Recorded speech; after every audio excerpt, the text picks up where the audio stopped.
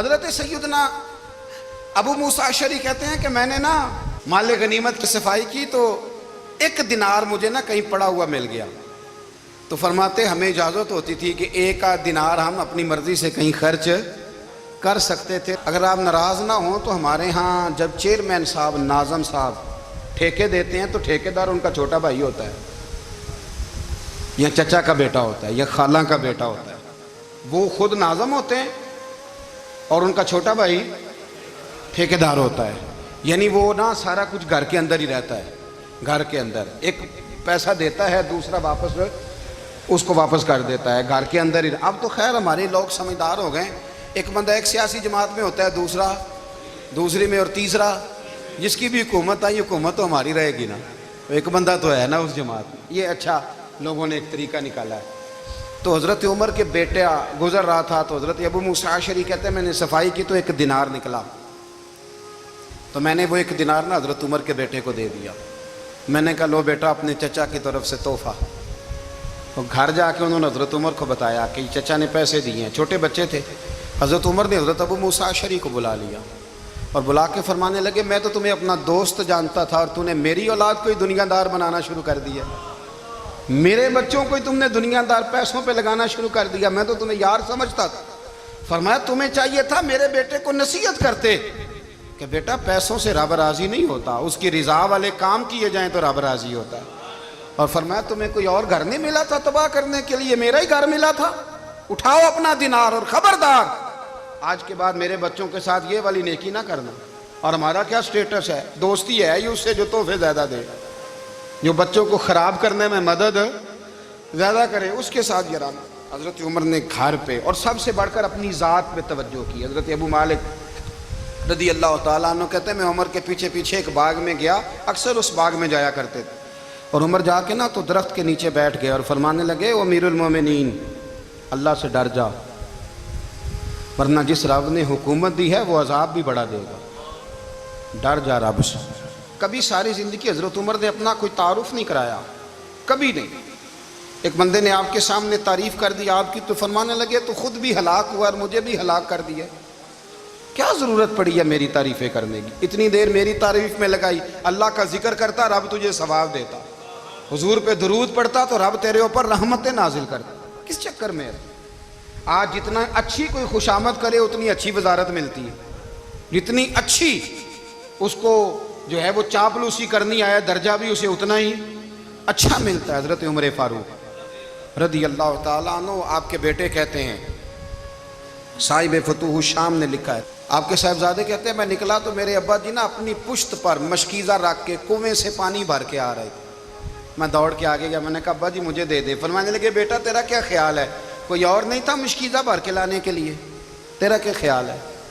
کہا ابا جی بڑے لوگ تھے پر آپ کیوں اٹھا رہے ہیں؟ فرمانے لگے نفس نا ذرا میرا بڑا ہو گیا تھا، اسے ذرا ذلیل کر رہا ہوں، ذرا اپنا محاسبہ کر رہا ہوں، یہ مجھے کہہ رہا تھا تو بڑی چیز ہے، تو میں نا ابھی مشکیزہ گھر رکھ کے آؤں گا، پھر تیری ماں نے مجھے کہا ہے کہ گھر میں لکڑیاں کوئی نہیں جلانے کے لیے، پھر میں جنگل سے لکڑیاں کاٹ کے لاؤں گا، امیر المومنین بن کے نا تو میرا نفس تھوڑا بڑا ہو گیا۔ اب یقین کریں ہمارا آزما خراب ہو جاتا ہے جب تک ہمارا تعارف صحیح نہ ہو، ہمارا تعارف ٹھیک نہ ہو، میں یہ ہوتا ہوں میں وہ ہوتا ہوں، چھوڑ مٹی دیں تے مٹی رہنا ہی، مٹی دیں تے مٹی دیں تے مٹی رہنا ہی، ایویں کادی بلے بلے اج مٹی دے اتے بندیا تے کل مٹی دے تھلے، مٹی دیں تے مٹی رہنا ہی، کادی بلے، مجھے پوچھ لو مجھے جان لو میرا نام لے لو، میں بھی آیا ہوں، میں بھی ہوتا ہوں، میرا بھی یہ تذکرہ ہے۔ جس کو اپنا تعارف کرانا پڑ گیا اس سے بھی زیادہ کمزور کوئی ہے، فوٹو میں دکھاتا پھرتا ہے فلانے کے ساتھ فوٹو، فلانے تو کمزور بندے یہ کام کر۔ حضرت عمر فاروق اللہ اکبر، حضرت عمر جیسا بندہ 24 لاکھ مربع میل کا حکمران، اور شاہ روم کو خط لکھ کے کہتا ہے میں منت نہیں کرتا میں حکم دیتا ہوں، اتنا تگڑا بندہ۔ جنگ قادسیہ کے لیے حضرت سعد بن ابی وقاص کو بھیجا، فتوح الشام پڑھ کے دیکھیں۔ حضرت عمر بڑے پریشان ہیں، اتنے دن ہو گئے کوئی رپورٹ ہی نہیں آئی، اب تو موبائل ہے نا، 1 منٹ کی رپورٹ لیں آپ، بلکہ آپ 1 منٹ کی فوٹو لیں، آپ رپورٹ تو دور رہ گئی۔ حضرت عمر فاروق رضی اللہ تعالیٰ عنہ بڑے پریشان ہیں کہ قادسیہ میں حضرت سعد بن ابی وقاص کے ساتھ لوگ جہاد کرنے گئے، رپورٹ کوئی نہیں آ رہی، اتنے پریشان تھے کہ باہر نکل کے نا اس رستے پہ بیٹھ جاتے جو رستہ قادسیہ کی طرف سے آتا تھا. جو بھی آتا جاتا پوچھتے جنگ کے کیا حالات ہیں. ادھر جب اللہ نے فتح دے دی نا تو حضرت سعد بن ابی وقاص رضی اللہ تعالیٰ عنہ نے نا ایک قاصد کو خط دے کے بھیجا. کہنے لگے عمر کے پاس جاؤ, انہیں اطلاع دو کہ الحمدللہ اللہ نے اسلام کو فتح عطا کر دی. یہ حضرت عمر کو جا کے دینا. وہ بڑے پریشان ہوں گے. وہ جو اس زمانے میں اس طرح ہوتا تھا کہ کئی دور دور سے صحابہ جو دوسرے شہروں کے ملکوں کے رہنے والے ہوتے تھے وہ بھی آ کے شامل ہو جاتے تھے جہاد میں. کوئی ایک دفعہ مدینے آیا, کوئی 2 دفعہ آیا, پھر اپنے اپنے علاقوں میں. بہت سارے لوگوں نے زیادہ دفعہ حضرت عمر کو دیکھا بھی نہیں تھا. وہ جو قاصد خط لے کے آیا تھا نا اس نے 1 دفعہ دیکھا تھا. حضرت عمر بوڑھے ہو گئے, وہ پہچانتا نہیں تھا. ادھر سے وہ خط لے کے آ گیا. حضرت عمر مدینے سے باہر نکل کے اس روڈ پہ بیٹھے تھے جو قادسیہ سے آتا تھا. جب وہ اس آدمی کو آتے دیکھا تو حضرت عمر اٹھ کے کھڑے ہو گئے, فرمانے لگے قادسیہ سے آ رہے ہو؟ وہ کیا کہتا ہے؟ پھٹے پرانے کپڑے, ٹوٹے ہوئے جوتے, سر پہ پرانی پگڑی. کہنے لگے غلام مدینے کے رہنے والے ہو؟ حضرت عمر کہنے لگے ہاں مدینے کا ہوں.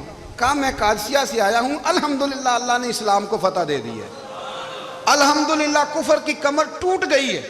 اس نے یہ بات کر کے تو گھوڑے کو ایڑی لگائی, گھوڑا دوڑنے لگا مدینے کے. حضرت عمر بھی ساتھ ساتھ دوڑ رہے. فرمانے لگے اچھا بتاؤ خالد بن ولید کا کیا حال ہے؟ تھوڑا آگے جا کے فرمانے لگے اسامہ بن زید کیسے ہے؟ وہ کہتے ہیں ٹھیک ہے. پھر اس نے اور گھوڑا. عمر ساتھ ساتھ دوڑ رہے ہیں, ساتھ ساتھ. 24 لاکھ مربع میل کا حکمران, ایک جوتا پیر سے نکل گیا, عمر دوڑ رہے ہیں. آگے جا کے پوچھتے ہیں سعد بن ابی وقاص کا کیا حال ہے؟ کہ حضور وہ بھی ٹھیک ہے. کتنے لوگ میرے شہید ہو گئے مسلمانوں میں سے؟ کہنے لگا صحیح گنتی کا نہیں پتا, یہ لفظ ادا ہوتے ہوتے مدینے کی سرحد آ گئی. لوگوں نے عمر کو گھوڑے کے ساتھ دوڑتے دیکھا تو کہا امیر المومنین کیوں دوڑ رہے ہیں؟ وہ غلام چھلانگ لگا کے نیچے آیا, قدموں میں بیٹھ گیا. کہنے لگا حضور آپ نے بتایا ہی نہیں آپ امیر المومنین ہیں. آپ فرمانے لگے کیا بتاتا؟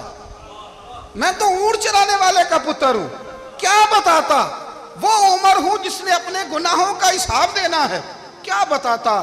جو سعد بن ابی وقاص کو جہاد پہ بھیج کے خود بزدلوں کی طرح گھر میں بیٹھا ہے. کیا بتاتا؟ کوئی حیثیت نہیں, کوئی تار. تو نے اچھا کیا, تو مجاہد تھا, مجھے ساتھ ساتھ دوڑایا, تو نے اچھا کیا. جتنے لوگ تھے چیخیں مار کے رونے لگے. حضرت فاروق اعظم سے کہنے لگے عمر جب تک تیرے جلوے رہیں گے اللہ کامیابیاں ہی عطا فرمائے گا, جب تک تیرا رنگ رہے گا اللہ تعالیٰ نوازتا ہی رہے گا. کچھ نہیں کبھی اپنا آپ ظاہر ہی نہیں کیا. بہت بڑے تھے, بہت بڑے تھے حضرت عمر, بڑے تھے. حضرت ابو رافع غلام تھے, قرآن پاک بڑا سونا پڑھتے تھے. حضرت عمر جب بھی انہیں ملتے کہتے ابو رافع تو عمر سے اچھا ہے, قرآن بڑا شاندار پڑھتا ہے.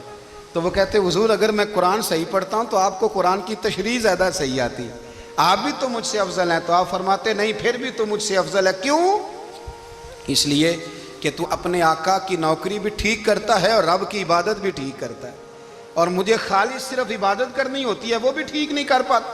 ساری زندگی اپنا محاسبہ, ساری زندگی اپنے گریبان میں دیکھا, ساری زندگی اپنے آپ کو پرکھا, اپنے آپ کو ٹٹولا. 62 سال عمر بیت گئی. حضرت حذیفہ بن یمان ایک صحابی تھے, میرے نبی کریم علیہ السلام نا ان سے راز کی باتیں کرتے تھے. ہر بندے کا ہاضمہ ٹھیک نہیں ہوتا, سب سے راز کی بات نہیں کرنی چاہیے. حضرت حذیفہ بن یمان کہتے ہیں حضور راز کی باتیں بتاتے. مدینہ منورہ میں جو منافقین تھے ان کی لسٹ بھی نبی پاک نے حضرت حذیفہ بن یمان کو دی تھی. جب کوئی مشکوک آدمی مر جاتا نا تو صحابہ کہتے ہیں ہم دیکھتے اگر حضرت حذیفہ نے جنازہ پڑھا ہے تو ہم بھی جنازہ پڑھ لیتے. نبی پاک نے بھی کچھ جنازے نہیں پڑھے. ترمذی میں ہے فرمایا عثمان سے جو بغض رکھے اس کا جنازہ نہیں پڑھیں گے. حضرت حذیفہ بن یمان اگر جنازہ پڑھتے تو لوگ پڑھتے, وہ نہ پڑھتے تو لوگ جنازہ نہ پڑھتے. حضرت حذیفہ بن یمان کہتے ہیں جناب عمر فاروق کی خلافت کے آخری ایام تھے, کچھ دنوں کے بعد وہ شہید ہو گئے. فرماتے آدھی رات کا وقت تھا, میں گھر میں سویا تھا بڑا بے فکر, اچانک میرے دروازے پہ دستک ہوئی, میں گھبرا کے اٹھا. اتنی رات کو کون آیا؟ کہتے ہیں قربان جاؤں, دروازے پہ گیا تو امیر المومنین فاروق اعظم دروازے پہ. میں نے کہا عمر کوئی حکم تھا تو مجھے بلا لیتے. کہنے لگے میں نا امیر بن کے نہیں آیا, تیرا ویر بن کے آیا ہوں. امیر المومنین کی حیثیت سے سرکاری کام سے بلاتا تو وہاں بلاتا، مجھے ایک ذاتی کام پڑ گیا۔ کہتے ہیں میں نے عمر کو گھر کی اندر بلا کے چارپائی پہ بٹھایا، میں نے کہا حضور میں غریب آدمی میں کیا آپ کے کام آ سکتا ہوں؟ تو کہتے ہیں انہوں نے نا مجھے ساتھ بٹھا لیا، پھر میرا ہاتھ پکڑ لیا، کہنے لگے تو عمر کو جانتا ہے؟ عمر جھوٹ نہیں بولتا۔ تو جانتا ہے؟ عمر وعدوں کا پکا ہے۔ کہا حضور جانتا ہوں۔ کہا میں اس وقت آیا ہوں جب دیکھ بھی کوئی نہیں رہا۔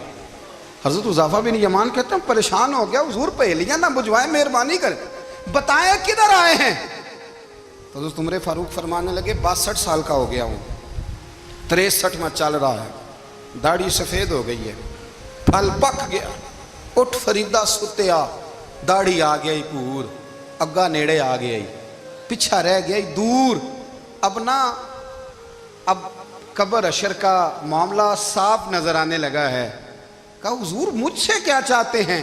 حضرت عمر رو پڑے، کہنے لگے آج میں عشاء کے بعد نکلا ہوں تو نبی پاک کے صحابہ مجھے نیک کہہ رہے تھے، پھر میں نے بچوں کی ماں سے اور بچوں سے بھی پوچھا ہے، وہ بھی مجھ سے راضی ہیں، پر حذیفہ تیرے ساتھ نبی پاک راز کی باتیں کرتے تھے، سچ بتا کہیں عمر کا نام منافقوں میں شامل تو نہیں؟